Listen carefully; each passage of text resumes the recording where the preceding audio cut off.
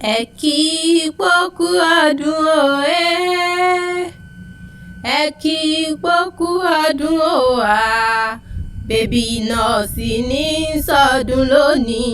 Ẹ kí pókú ọdún, ẹ kí pókú ọdún o ẹ kí pókú ọdún o bèbí nọ́ọ̀sì ní sọjọ́ bí. Ẹ kí pókú ọdún. Ìwọ ọlọ́dún ní mọ́dún ẹ̀ lọ́dún o. Gẹ́gẹ́ bí oyin ṣe mọ́dún tiẹ̀ nínú igbó, bóyin ṣe mọ́dún tiẹ̀ nínú afárá.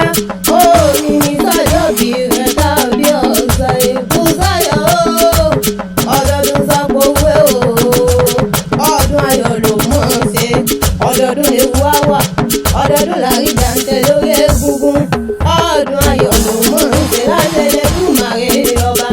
Bébí nọ́ọ̀sì o, mo sáré gbogbo ẹnu mi. Àjò ló wà olóde òkórè délé. Ìrere Olúwa lèmi jẹ́. The most talented lady táwọn ayé sọ. Ìfẹ́ Olúwa o.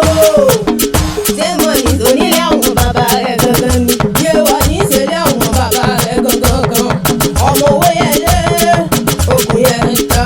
Òtòṣì ló ṣubú lọ́jà ni wọ́n fẹ̀rín sí kólówó lé bàbá yín bá ṣubú ariwo níta. Nílé àwọn bàbá tó bí ọlọ́mọ. Olúwabùsáyọ̀ o, mo ṣàṣẹ gbogbo ohun ẹnu mi. Bàbá yín kú sóko dápọn. Ògùn tẹ́ bá gbé lọ́jà tí ó bá ta. Ògùn tẹ́ gbé lọ́jà tí ó mú wálé. Ni bàbá yín dà sọ́sí lọ́hùn tí wọ́n pè lébùn. Adìyẹ òtòṣì níjẹ̀ láàrin ìgbẹ́. Olówó lé bàbá yín níjẹ̀ nígbà òkò nílé àwọn bàbá tó bí ọlọ́mọ. Òkú ló yẹ lẹ́jọ́, bàbá wọn kú sóko dápọn. Òkú dọ̀wọ́ sí balẹ̀ lọ́hùn. Ìtòkì lómi wọn lóde gbó. Ọ̀tá lómi àwọn ọ̀fà nílé àwọn bàbá tó bí ọlọ́mọ.